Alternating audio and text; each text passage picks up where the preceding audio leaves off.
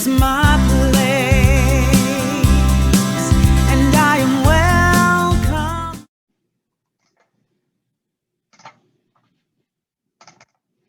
Well, good morning, all you beautiful Unity people out there. How are you doing? It's a beautiful Sunday, and I'm so grateful that you've chosen to spend your Sunday here with me.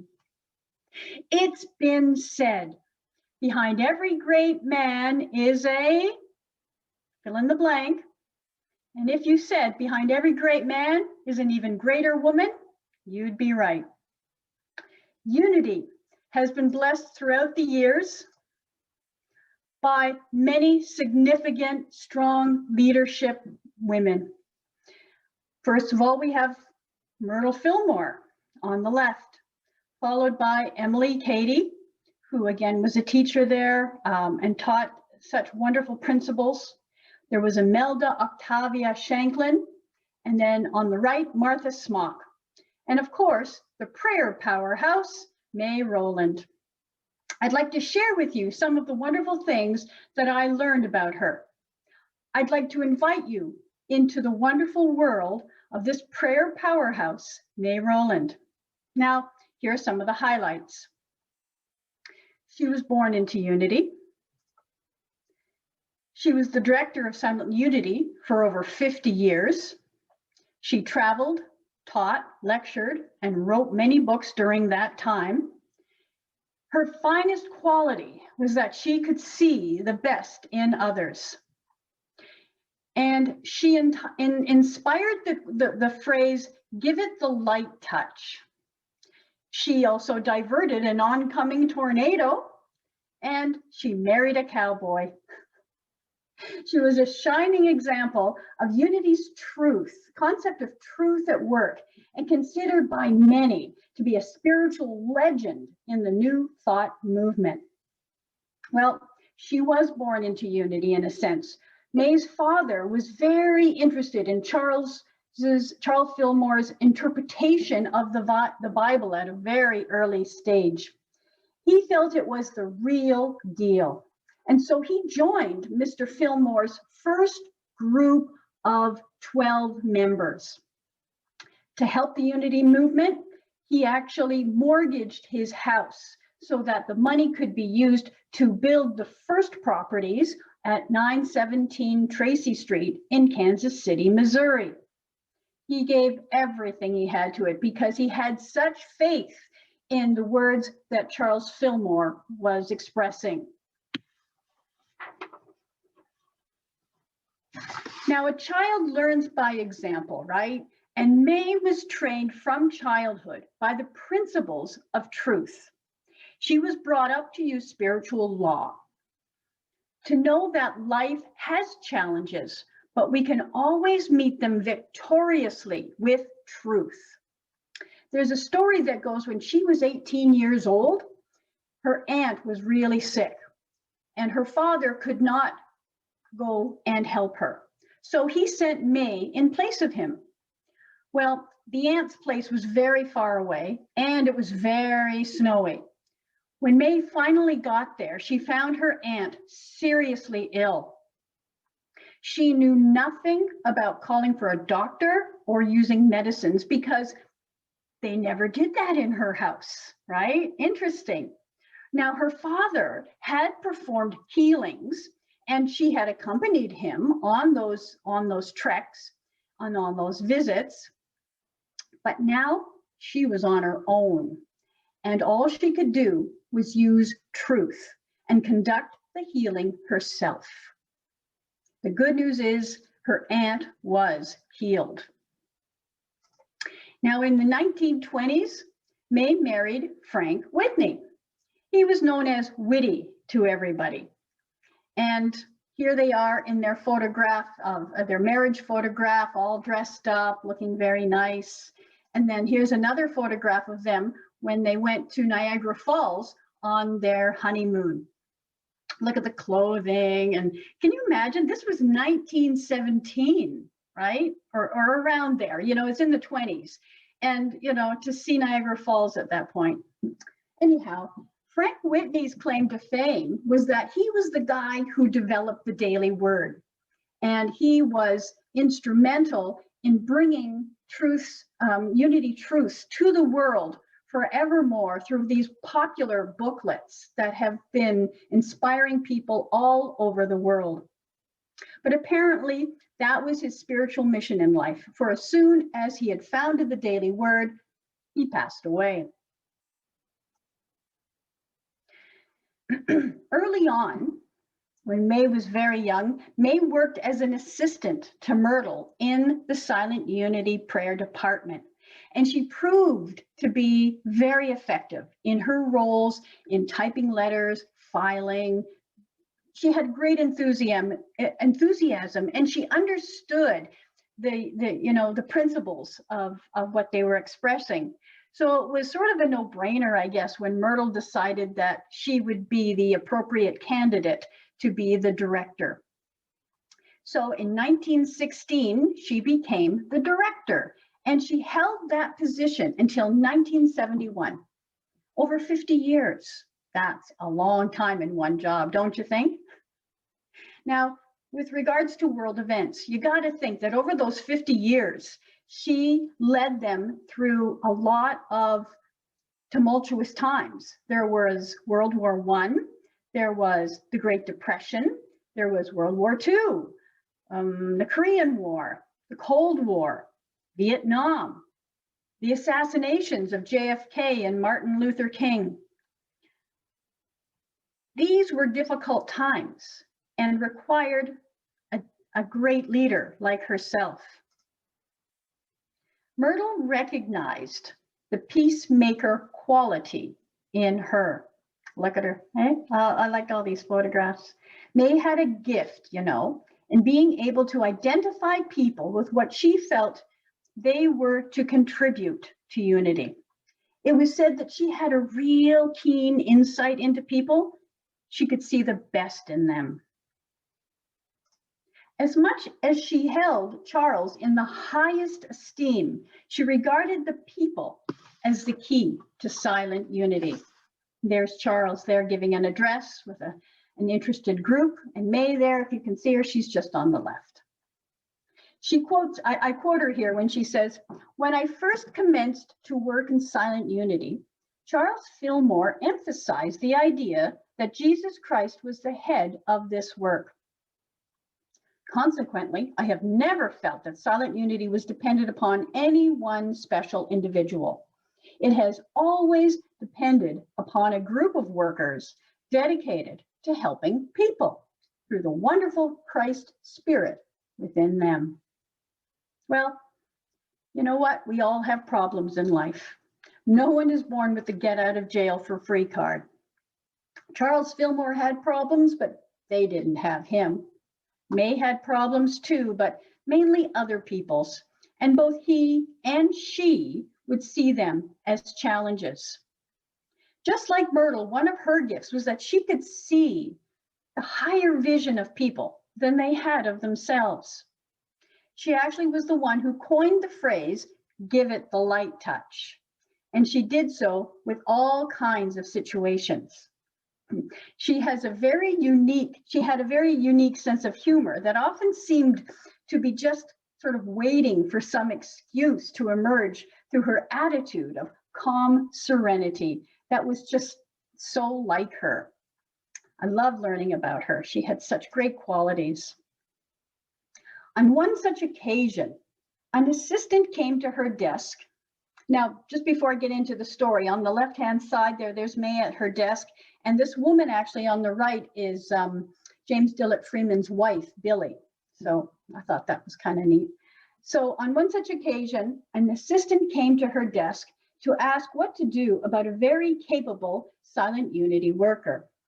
Now, she had caused comment by frequently appearing for work in a formal floor-length gown. A little bit more suitable for a night out than for a day of prayers and typing letters. What should be done about her? And May chuckled. "Well, dear, it's a poor organization that can't afford at least one lady." Isn't that a great response? And just here, notice on the right, we've got a photograph of her in Japan. The Unity movement spread so far and wide that she was able to travel to Japan to teach and lecture there. Isn't that cool? She viewed everybody equally. She overlooked the personal quirks of the silent Unity workers because her primary concern was their devotion and ability. One devout couple, actually, their name was Good, and they always dressed up in white. That was just their way of living, right? Another worker was interested in health foods, and you could see him actually munching on a raw turnip while he was walking and threading through all the desks at Silent Unity to get to his own desk to start his day of prayers. And on one of the occasions when this man was doing this, a visitor had come in and noticed him eating the raw turnip, and and May looked at him and saw him, with that kind of quizzical look, and so she admonished him a little bit. It was very cool. She said this. She said to him, "Don't be misled by appearance. He is one of our most consecrated workers. He is often on night duty, answering phone requests from requests for prayers. He loves animals too, and is so successful in prayers for them that a local veterinarian often asks him to come and pray for his ailing patients on his day off."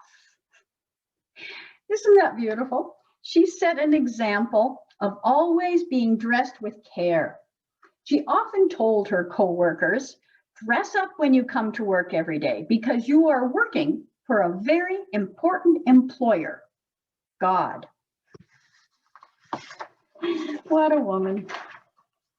Yeah, so here she is at the desk in front of a congregation of people.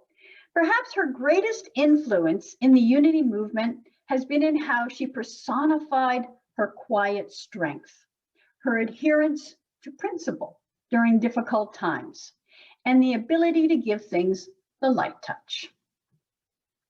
The idea of giving the light touch came to her one Friday afternoon, actually.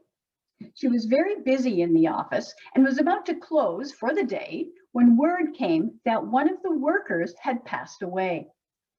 The woman didn't have any relatives, so it was up to May to make the funeral proceedings. And that meant doing everything that it took to ensure that this woman would be looked after. For the moment, it seemed too much for her, and she wondered how she was ever going to accomplish all of this. It was just then that she seemed to feel as if something was touching her shoulder. You know that feeling, right, where you feel like an angel is touching you on the shoulder? Well, she did, and she heard the words whispered in her ear, "Just give it the light touch." So she did. And she was guided to ask certain people for help, and everything worked out in order. She realized that she could not have done it all by herself, and that the right and perfect people stepped up to make it happen. She says, you don't have to bear down and struggle with a problem, believing that it is hard. When you give it the light touch, things just work out for the best. So as a woman who's got a lot of stuff on my plate during the day, I was thinking that maybe, she does too. So how would a woman of her caliber set her day up for success? So these are the few little things that I gleaned. First of all, she's an early riser, or she was an early riser, and she gets up before dawn. She does the prayer and meditations. And then she likes to put a record player on with cheerful music, right, to boost her mood and to sort of announce the new day. She would dress, and then she would sit down and have breakfast with her sister Eve. And her breakfast, what was reported to me, her breakfast consisted of orange juice, an egg, and a large, extra large cup of black coffee with sugar in it. Aha, so that's what she had. Her sister Eve actually was the one who did the cooking for both of them. And as a mom with 4 kids, you know, I thought to myself too, gee, I could get a lot more done too if I had someone cooking meals for me all the time. So that was great that she had her sister there for support, you know, and I'm sure that it was wonderful to have Eve around for many other things besides the cooking. And, you know, when I thought about it, you know, she had Eve for the cooking, and the Fillmores had Mama Fillmore to do their cooking for them. Charles's mother was phenomenal with stretching $1 and making delicious food out of whatever just happened to be around at the time.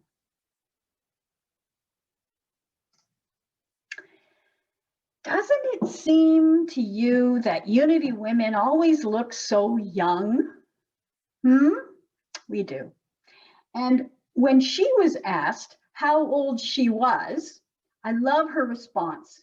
She said this, I am eternal. I have been here throughout eternity and I expect to stay. Like, wow, right? That's pretty bold back then, right? But I admire that. I really do. She goes on to say, and I quote, when you bear down on age, you add to your consciousness all the decrepit ideas that are associated with age. You don't want to let these ideas take over. If you begin to say you're old, then you are sure to follow in the way that you look and feel. Your wonderful body listens to what you say. If you keep saying, I'm getting old, I'm tired, what do you expect your body to do, right? If you talk about being young and happy and full of good years, you will feel this kind of response in your body. Many psychologists are discovering that the more a person talks about the age, the older he feels. You don't want to pile up years upon yourself. You want to build up wonderful, beautiful, vital ideas that help you to enjoy life. Oh my gosh, I love this woman. She was a beautiful woman, considered one of the most attractive and spiritually powerful women to ever grace the New Thought movement. I think it was partly due to one of her favorite affirmations, and I will state it right now for you because I know you're just wanting to know what that is. She states, I am young, strong, and healthy. My body knows it. My body shows it. Ooh, I love that one. So you're probably wondering about this tornado story. Well, Kansas City is the home area of the tornado belt, unfortunately. And this, as the story goes, one spring, there was a tornado in the area, and due to the, and it was heading her way to her home and to into Unity Church. So it's heading their way. Now so there's May, can you imagine? There's May in her house and she's got people in her home and they're praying like this, just praying and praying for a miracle here because they don't want to be slammed by this tornado, right? The radio reported that it was heading straight for them at about 50 miles an hour. And, you know, just, oh, I can't imagine. So, you know, 50 miles an hour, you've got red sky, you've got the purple lights, you've got power lines going down, the radio goes off. And this little group of people in the home are continuing to pray. They must have felt so scared, but they had faith and they kept praying. And then May steps up. And at that moment, she put her hand up. This is what I read. She put her hand up and she said to the oncoming tornado, dissolve in the name of Jesus Christ. She said it, and the miracle happened. The tornado moved. It just turned and it kept going on its destructive path, taking out other homes, but it missed her home and it missed the church. Unbelievable. She claimed the truth, and she spoke words of faith fearlessly as an active, commanding prayer. And that changed the course of a tornado. Amazing. Now, prior to me coming on, we were singing the song, Surely the Presence of the Lord is in this place. And I admit, I requested this song because sometimes in the creation process, I hear music, I hear songs that keep me company while I'm writing. And this one was so predominant, I had to share because I think it really ties into the unity message. So it really conveys the message that May's belief in the power and the presence of God is continually within us, loving us, guiding us, and supporting us. And then I started to wonder, like I do, where did this verse come from? And so I looked it up, because that's what I do.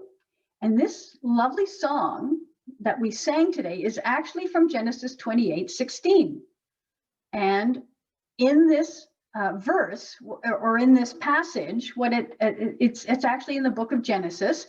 And the story goes, so a man named Jacob had a dream in which God spoke to him and reminded him of his destiny and purpose.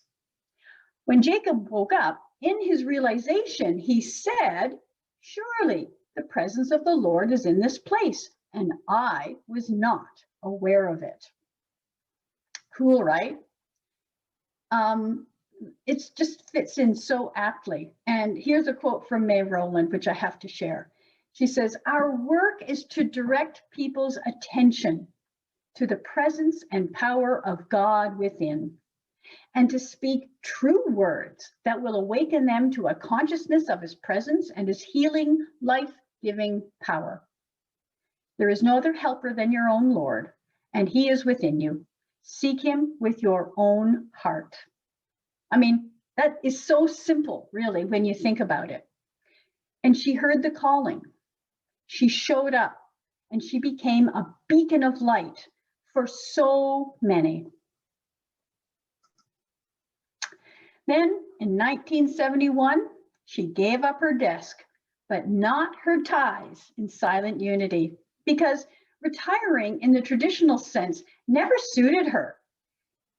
She felt she had more to offer, you know what I mean? And so she reframed the word retiring to mean something like being a car. You know, when you take your car into the shop and you put new tires on a car, that's called retiring.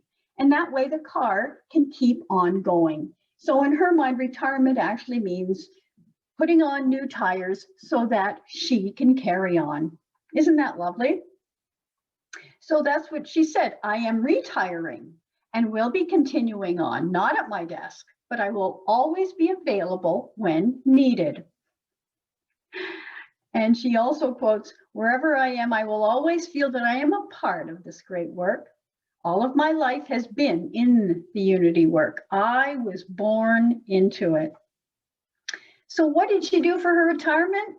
Well, she married a cowboy. Because May had often spent summer vacations on a Western ranch where she enjoyed the outdoors. She finally married that cowboy from the ranch whom she had met 10 years earlier. She was so happy. She later commented, "I only wish I had married him when he first asked me 10 years ago." Oh, goodness. In the years since the Fillmore started it, Silent Unity has continued to expand, grow, and reach multitudes around the world, thanks in part to May Rowland. She was a leader, a prayer powerhouse. She saw the best in people, and she diverted a tornado. She was a shining example of truth at work. Thank you very much. And we will be going into some music, followed by a meditation. And I'm very excited to share this meditation today because it's actually from May's own collection of meditations. And It's aptly titled A Drill in the Silence. So I'll let the music begin.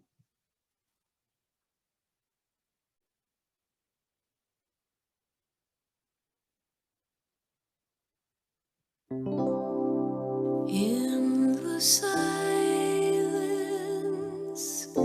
there is a sacred place, a secret meeting place.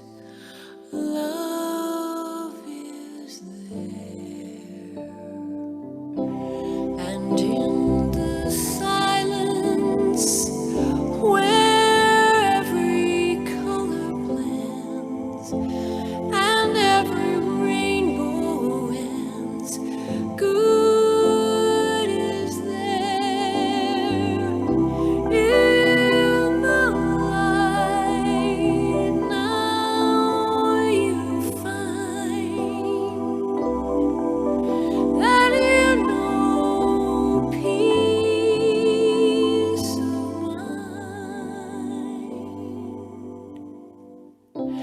And in the silence, your path is paved in gold, and all your dreams unfold.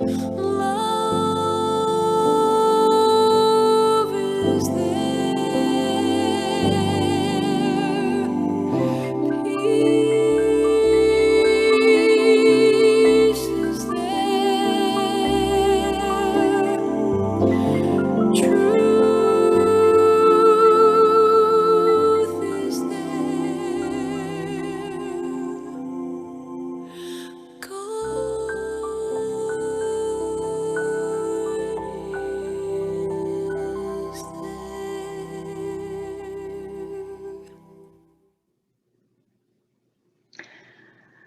We approach the art of meditation and prayer first by learning to relax completely in God.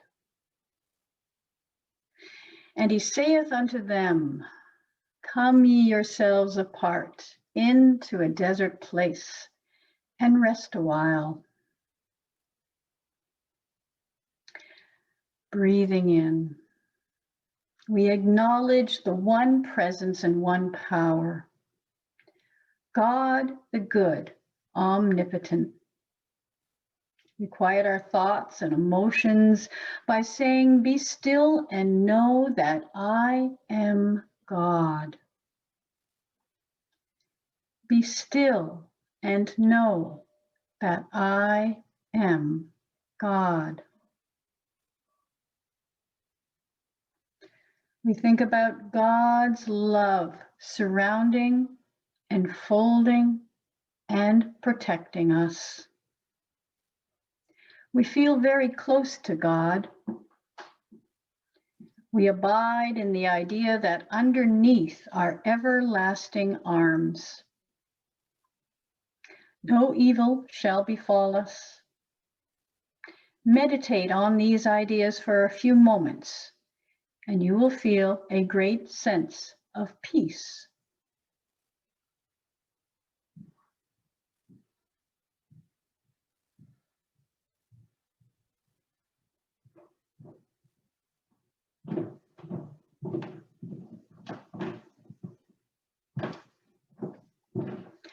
Say to yourself, I relax in mind and body. I feel the peace of God. I rest in his loving presence. Think of surrendering your entire being to God, spirit, soul, and body. Take a deep breath. Relax and let go. As a part of this relaxation drill, I'd like you to think about relaxing in every part of your body. First, direct your whole attention to your feet. Think how wonderful they are to support your body. And state, I am relaxed, peaceful, confident.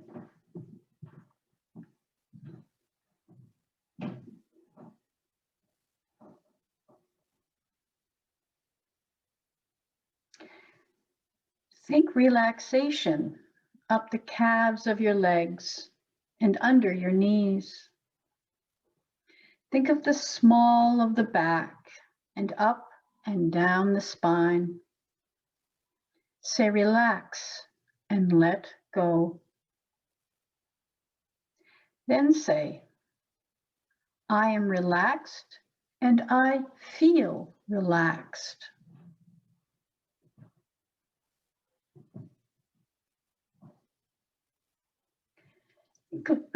Think of letting go through the shoulders.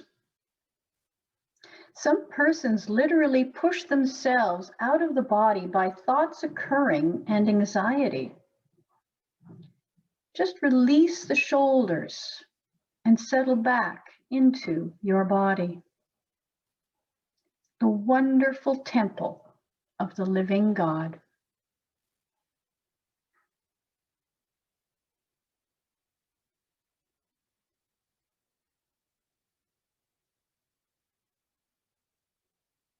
Feel relaxed in every part of your being. Relax through your neck and the back of your head. Feel the forehead between the eyes and relax and let go.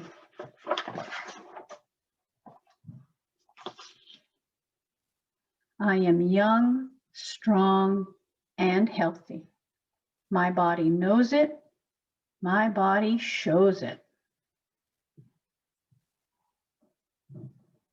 Relaxation comes to your mind and body through a feeling of trust and the power and presence of God. Thinking of the throat and chest, then the solar plexus, then through all the organs and functions of the body, down to the tips of the toes. Say, I am free from tension, stress, and strain. I am at peace in mind and body. From the top of my head to the soles of my feet, I feel blessed. I am calm, serene, relaxed.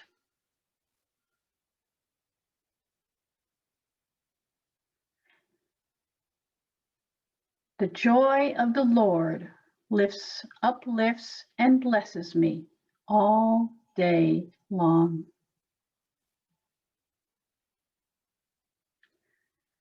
And we release these words now to Spirit. It is done, complete, and all is well.